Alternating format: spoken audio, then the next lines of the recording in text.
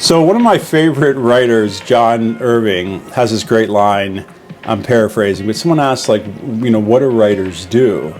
And he said, people have a hard time realizing that what we actually do is write. So people always want, what's a day in the life of, what does it look like? This is what it looks like. So, some writer, there's poets, there's researchers.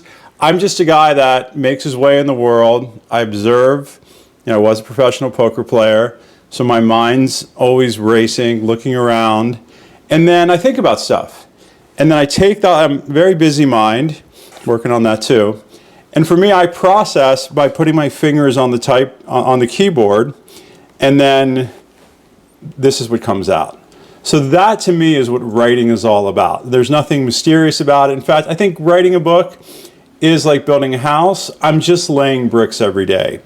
So the writers that say it's mysterious and I need to be in the mountains and I need to have my favorite cup of coffee, those people are generally just procrastinating and making up excuses for why they can't work.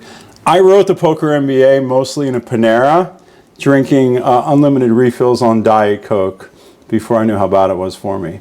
So really, this is what I do. In fact, this is a story I wrote this morning. I had these thoughts in my head about neediness, about connection, and I wrote it. This will play a part in my next book, which I want to talk about, which is really about fulfillment. All right, so now I'm going to step away from the keyboard.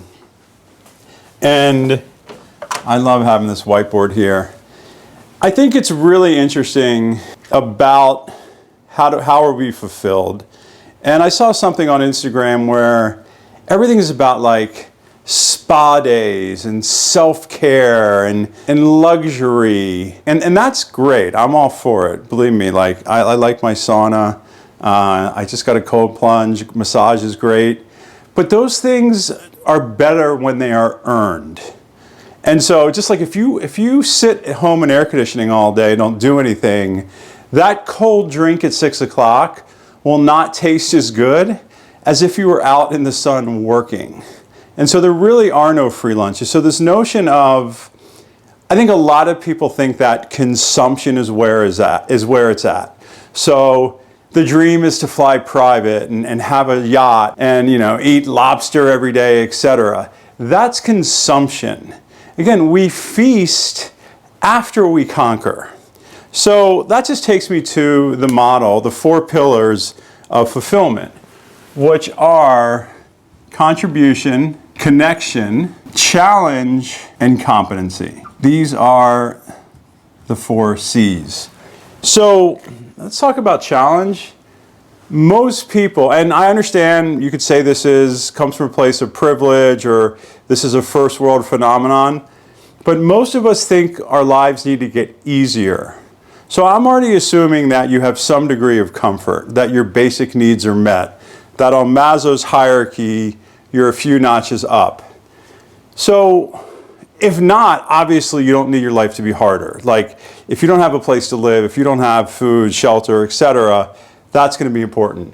But challenges, I think a lot of us need to make our lives harder.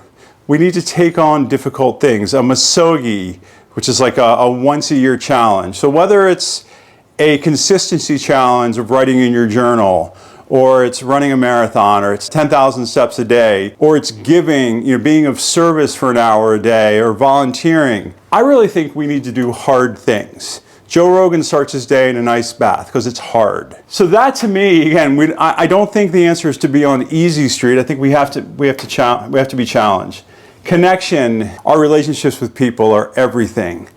And again, sometimes, it doesn't have to be this way, but sometimes wealth can actually detract from connection. Because instead of taking the bus or the I remember when I first moved to New York, one of my clients gifted me Bruce Springsteen tickets. And after the show, instead of, when I lived in Los Angeles, getting in my car by myself, I got in the subway and it was packed. And the subway was delayed, and everyone's like, yeah, I saw Springsteen in '77, and he played Thunder Road. And it was a little uncomfortable, but it was great because there was an element of connection. And so, yes, we want to be comfortable, but not so comfortable that we're away from other people. So connection.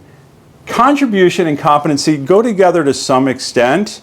I think it's really important that we're good at something. The feeling of I did something well is part of what makes us fulfilled. Everybody's got something. I mean, even if like, you know, your house is a mess and then you clean up that day and then your house is clean, like you're competent, you did something. And then contribution. I mean, this is where you make your mark on the world, where you make your mark on others. So the ability to give, to contribute, to be of service. And in some ways these tie together, right? Because when you're contributing, you're also connecting. So it's like if you go to that meeting and you volunteer at the beginning to set up. At the end, you put the chairs away, you sweep the floor. That's really a form of contribution, and it also connects you. So in summary, you know, to me, these are the 4 things, and I also think it's very simple. Rather than, you know, like, you know, what's my mission and what's my purpose? If you just look at every day as I need to do these 4 things, right? Like, I got to find a way to contribute, to be competent, to connect with people and be challenged. You're going to have a fulfilling day, and a series of fulfilling days is a fulfilling life. Now, let me go back to writing.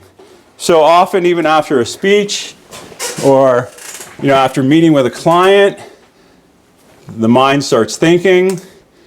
I come back to the computer, and again, this is not so interesting for film, but I put my fingers on the keyboard, I process, and things go from here to the screen, and then to you.